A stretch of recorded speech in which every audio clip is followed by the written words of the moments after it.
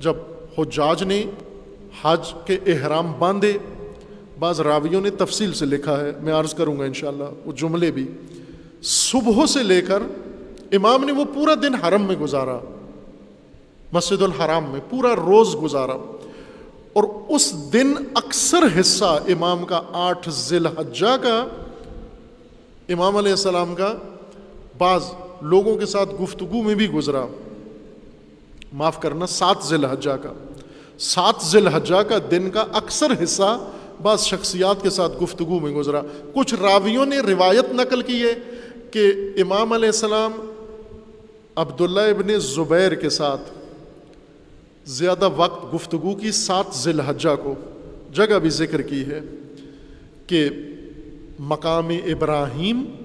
اور در کعبہ آمنے سامنے ہیں،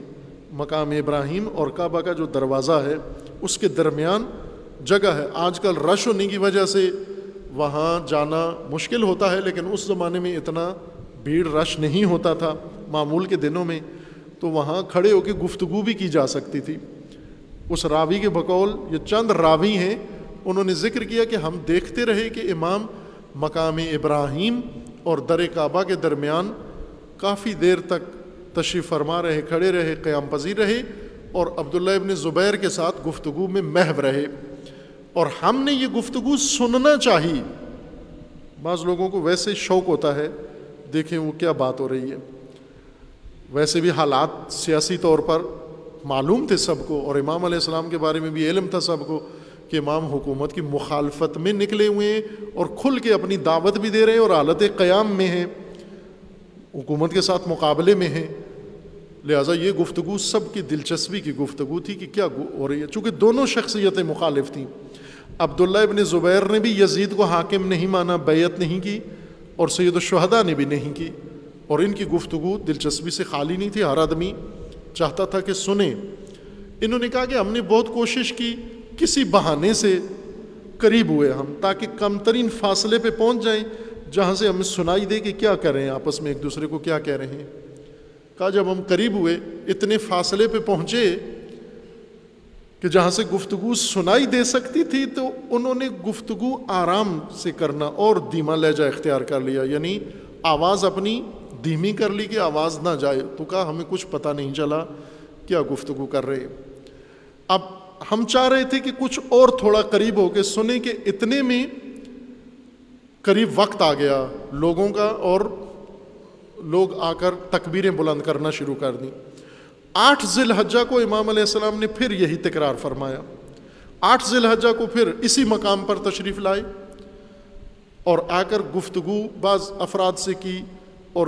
بعض لوگوں نے پھر کوشش کی امام کے قریب ہوں۔ راوی کے بقول کہ جو ہی ہم قریب ہوئے گفتگو سننے کے لیے تو وقت ہو گیا، ظہر کے وقت حاجی عموماً قیام کرتے ہیں، احرام باندھتے ہیں، ظہر کے بعد نماز پڑھتے ہیں، نماز پڑھ کے پھر روانہ ہو جاتے ہیں، تو وہ سارا مجمع اکٹھا ہو کے بلند تکبیریں لبیک کہنے لگے، اور اس اثناء میں، اس شور میں ہمیں سمجھ ہی نہیں آئی کہ امام نے کس کے ساتھ کیا گفتگو کی، جبکہ دلچسپی کے ساتھ سن رہے تھے۔ یہاں تک دقت کے ساتھ امام علیہ السلام کا یہ روز 7واں اور 8واں ذی الحجہ کا دن ذکر کیا گیا ہے۔ 8 ذی الحجہ کو امام علیہ السلام نے جا کر اپنے اعمال انجام دیے عمرہ کے۔ یہ بھی ایک پاس ہے کہ امام علیہ السلام نے پہلے جو احرام باندھا ہوا تھا وہ حج کا احرام تھا، اور پھر نیت تبدیل کر کے اس کو عمرہ میں بدل دیا، یا پہلے سے ہی عمرہ کا احرام تھا اور حج کی نیت ہی نہیں کی، امام علیہ السلام نے عمرہ کیا اور عمرہ کر کے احرام کھول دیا۔ لوگوں نے سب نے احرام باندھا۔ احرام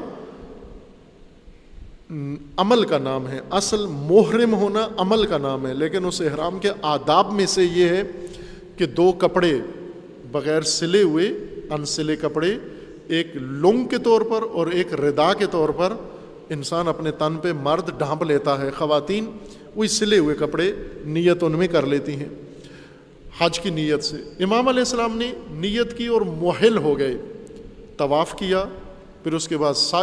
سعی کے بعد صفا و مروہ کے درمیان، اور پھر مروہ کے اوپر گئے امام، اور امام نے تقصیر کی، بال کاٹے، مختصر اور محل ہو گئے وہاں پر امام علیہ السلام، احرام کھول دیے اور دوسرے لوگوں نے احرام باندھ لیے حج پہ جانے کے لیے۔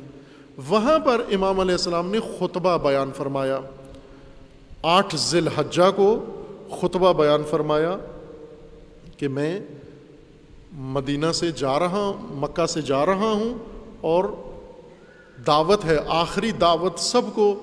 کہ آؤ میرا ساتھ دو، جس نے جانا ہے۔ شرائط بھی بیان فرمائی۔ میں